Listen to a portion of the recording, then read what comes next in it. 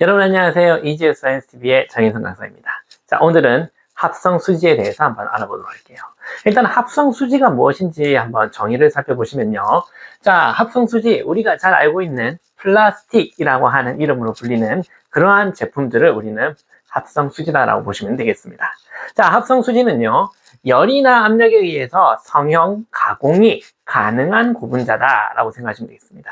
자, 우리 플라스틱 제품을 만들 때 어떤 틀에 재료를 넣고 열로 꾹 눌러서 만드는 이런 장면을 보신 적이 아마 있으실 거예요. 자, 이런 식으로 플라스틱 바가지, 플라스틱 대야, 이런 것들을 만들 때 이렇게 열로 그리고 압력으로 찍어내는 모양을 여러분 생각하실 수가 있는데, 자, 이런 식으로 열이나 압력에 의해서 모양을 만들 수 있는 이러한 제품들을 우리는 플라스틱이라고 보시면 되겠죠. 자, 그런 게 바로 합성수지다라고 보시면 되겠습니다.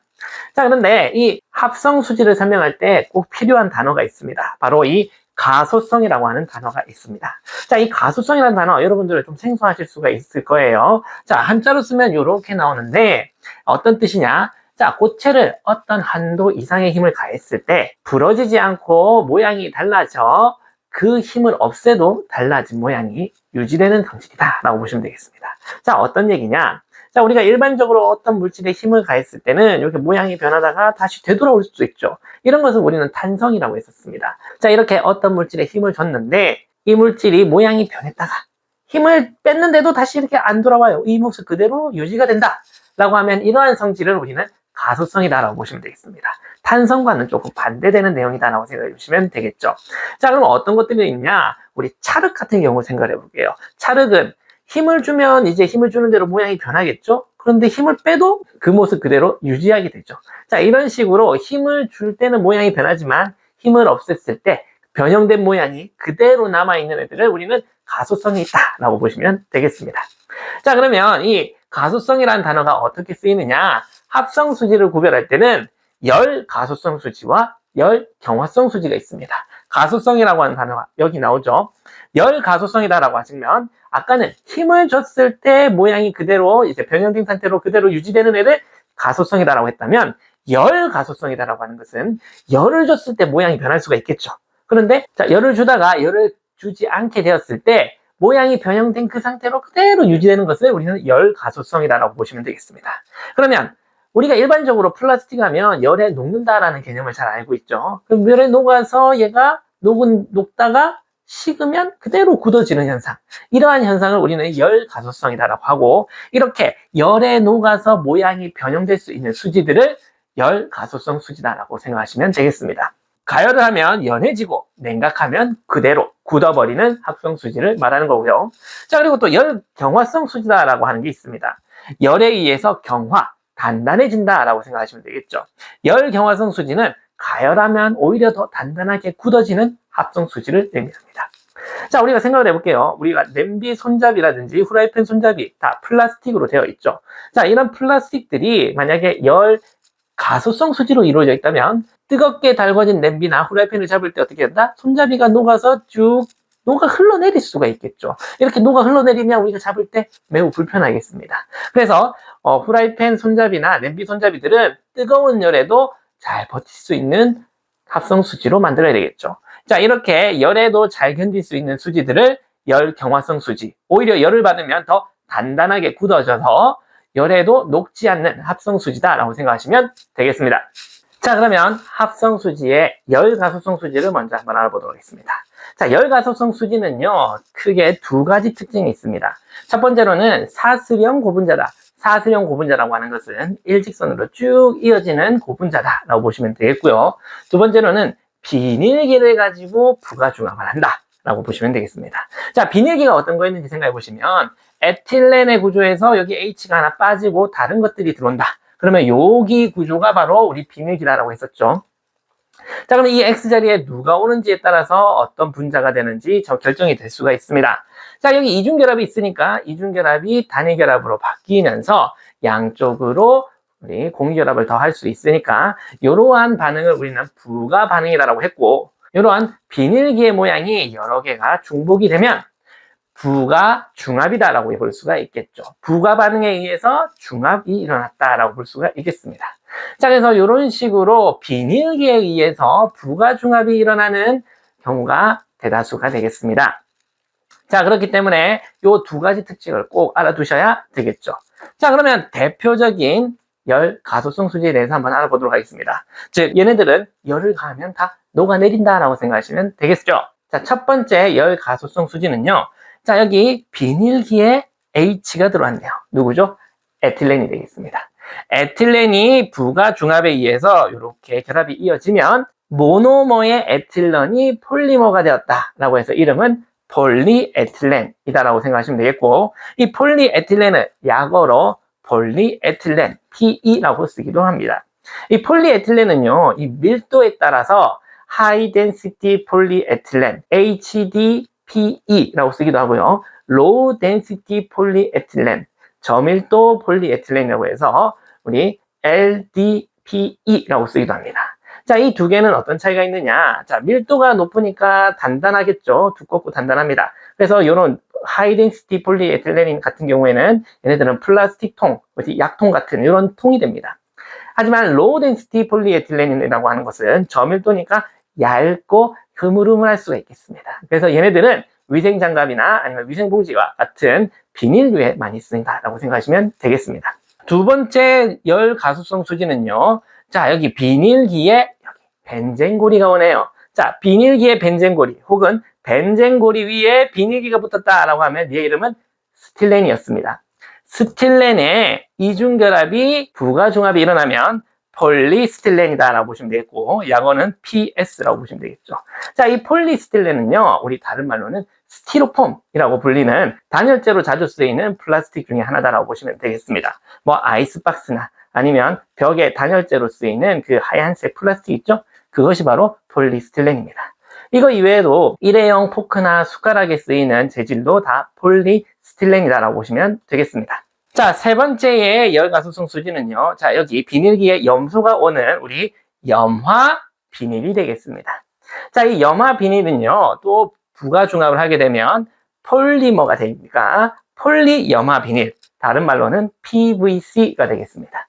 자, PVC 같은 경우에는 여러분 PVC 파이프라고 하는 것을 들어본 적이 있을까 모르겠네요. 우리 화장실 배관이라든지 아니면 수도 배관 같은 플라스틱으로 되어 있는 그 회색 빛깔의 배관 있죠? 그런 것들이 다 뭘로 쓰이느냐? 이 PVC 파이프로 쓰이게 됩니다. 이 PVC 파이프는 우리 일상생활에서 많이 볼 수 있는 재질이다 라고 생각해 보시면 좀 친근하게 다가오실 수가 있겠죠. 자, 네 번째로는 여기 비닐기에 CH3 메틸기가 들어옵니다. 그러면 우리 탄소가 하나, 둘, 세 개가 들어오니까 얘는 이중결합이 있는 탄소 3개의 분자, 프로필렌이 되겠죠. 그러면 폴리머가 되면 폴리프로필렌이라고 해서 PP라고 이름을 붙여줍니다. 이 폴리프로필렌 역시도 우리 단단한 플라스틱 재질로 많이 쓰는데, 우리 페트병의 뚜껑이라든지 아니면 가정에서 쓰는 플라스틱 그릇이나 접시들이 바로 이 폴리프로필렌의 재질로 되어 있습니다. 그런데 이 폴리프로필렌은 어디다? 열 가소성 수지죠. 그렇기 때문에 플라스틱 접시나 플라스틱 그릇 중에서 전자레인지에 돌릴 수 없는 그릇들 있죠. 열에 가하면 녹아내리는 그릇들. 그런 그릇들이 바로 이 폴리프로필렌으로 만들어진 그릇이다 라고 보시면 되겠습니다. 자, 다음은 열경화성 수지에 대해서 한번 알아보도록 하겠습니다. 자, 열경화성 수지라는 것은요, 열에 의해서 경화, 단단하게 굳어진다라고 생각하시면 되겠죠. 가열에 의해서 굳어진다라고 하는 내용이 이해가 되실 겁니다. 자, 그런데 얘네들은요, 아까 열가소성 수지는 사슬식, 한 줄로만 되어 있다라고 하시면, 얘는 열경화성 수지는 입체 그물망 구조다라고 합니다. 입체 그물망처럼 이렇게 따닥따닥 이렇게 얽혀 있다. 그물처럼 이렇게 얽히고 설켜 있다라고 생각하시면 되겠죠. 한 줄이 아니다라고 생각하시면 되겠습니다.